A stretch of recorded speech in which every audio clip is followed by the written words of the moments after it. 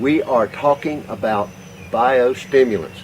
And anytime I get into a conversation about biostimulants, I always remember the exchange I had with a customer several years back where he says, why don't you just call it fertilizer?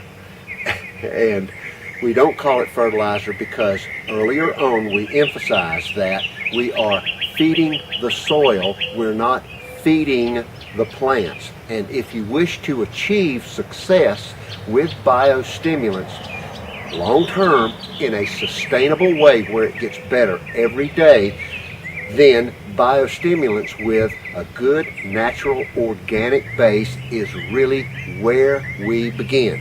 And so biostimulation, you're going to get plenty of this in the upcoming session, but there are a few assumptions that are being made. We're assuming that we have gotten to the point where you are creating and cooperating a plan that has begun with these 3 or 4 steps, and the dirt work that we talked about with the root collars, with the aeration and decompaction and the topsoil is basically a preparation for biostimulation. And we're at the point in our economy where a lot of our biostimulants are pre-mixed and either with a video or written instructions are passed on to the customer, and they apply them because applied in small amounts during certain periods of time give better results than my guys coming in with a 200-gallon tank and having to dump everything in the critical root zone at one time. And so smaller amounts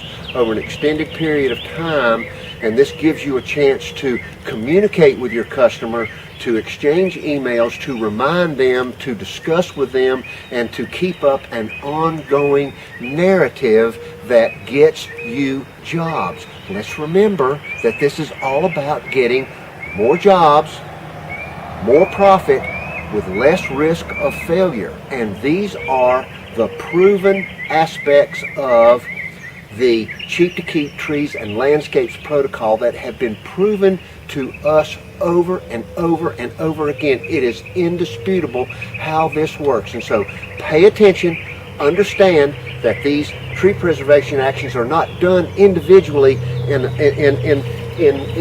a sphere all by themselves. You're not going to stimulate, animate, and accelerate just this one tree preservation action. You are going to create and cooperate on an ongoing basis to provide the coverage that is wanted by the customer to get the goals that they need to accomplish. If they want more shade, if they want more energy savings, if they want more topsoil, if they want to decrease the amount of turf and increase the amount of natural air, if they want to plant new trees, all of these begin to combine into a common goal that we call design intent. And in their designed ecosystems, biostimulation has a very definite role, and you are the one that orchestrates that along with them as the fifth element to get them to their ultimate goal of new green and growing home values where it's cheaper to keep than it is to remove and replace.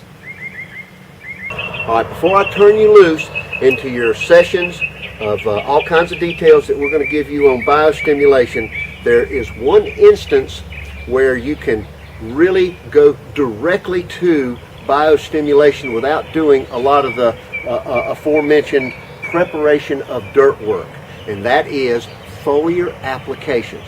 Now pay attention, within our instructional series we've got some additives, some amendments that you can put in with a liquid in a poly tank that you can go in. And for example, we have some customers that called us that we've been working with for years, and their bushes started looking and these are big bushes all over the landscape, all different kinds, included some wax myrtles that are as big as trees, and they were being over pruned because they were being overstimulated with nitrogen fertilization. And what we did is said, hold up, don't feed anything else, let's do a foliar application of plant growth regulators and a biostimulant, and lo and behold, they didn't have to prune again for the whole summer. And guess what? They called us back again, and they want us to do it over again. And so this is how you begin to build with a creative application of what these biostimulants can do. Applied foliar, or once you've gotten the preparation in the ground with your dirt work, with your tree preservation actions, either aeration decompaction, your root collars, and all of the topsoil preparations, regardless of what it is, biostimulants will take you to this goal of new green and growing in a sustainable way. It will make the trees cheap to keep. And the great thing about this whole graphic is it leads them right back around to the beginning, and we're still talking about asset protection, and they know this for the first time because guess what? They're doing something all different. Their bushes look better, their trees are greener, and they don't have to spend as much money. That's cheap to keep.